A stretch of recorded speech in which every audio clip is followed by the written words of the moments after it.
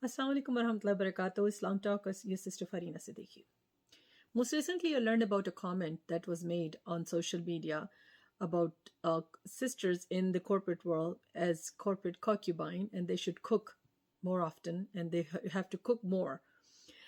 This was very disturbing, to be honest, and very disgusting at many multiple levels. I felt very, very disrespected as a corporate person myself, and as a person who is actually working really hard to actually being in dawa at a corporate level, being in dawa at the community level, being in dawa at the social level.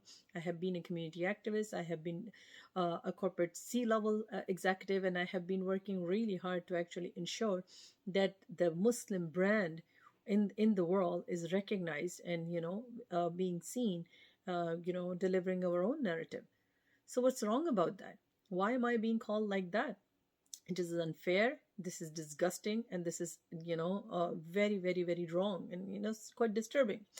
Men and women are actually equal, other than the taqwa, and only the men over our head, our husbands, are given one level up based on Quran, right? They have the one level up because they are the qawamun, and no other man has any right over me other than my caretaker, right? My husband or my father, right? If they are my wali, they have the right over me, but no other man in this entire world has any right over me, has any right to actually demean me, to guide me, to tell me what to do. So nobody has the right to actually label their sisters, their women in the society just like that. Just because you have what to do at home, you cannot label women just like that, and you cannot spray paint your own sisters like that. We don't need Islamophobia. Actually, our men in our own society, learned men, educated men, are actually making these kind of comments and labeling their sisters like that. And who decides who cooks or not? The men and women are called a garment for each other, right? Husband and wife, right? No, but nobody else. So husband and wife as a team decide who cooks, who cleans, who does the laundry. This is not your job to actually make women cook more often, or tell them what to do at home, and tell them what to do outside and inside together, or complement their efforts. If she is complimenting the efforts of her husband, right, for whatever reason, if he's not capable, if he's not able to do that, if he's not able to meet the ends, or maybe she just has an agreement with her husband to actually make a living and make her career count. She also spent 16 to 18 years of her life earning that degree that you might not have. In many cases, men do not work really hard sometimes, and women do, right? If she's out there, and by the way, I'm not feminist, just so you know.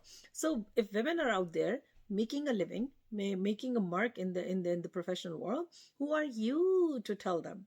Who are you to label them? You have no right. Allah subhanahu wa ta'ala does not give you any right to label people like that, judge people like that. If she has an agreement, if she has an understanding between her and husband, on dividing them the tasks, taking care of each other, taking care of the household chores, taking care of her the children and everything. Who are you? Who gave you the right? You are not ethically, morally, Islamically, right, allowed to actually make those judgments, make those assumptions, and make those, provide those labeling for your sisters, for God's sakes. Do not do that. Do not call women more than what you actually know, right? Men and women in this society, Islamically, are supposed to complement each other. They're supposed to, support each other, right? They need to actually respectfully coexist in any given environment, made corporate, made home, anywhere, right? So please be respectful. Please do not label your women. Please do not label other people's women, right? And do not label women in general.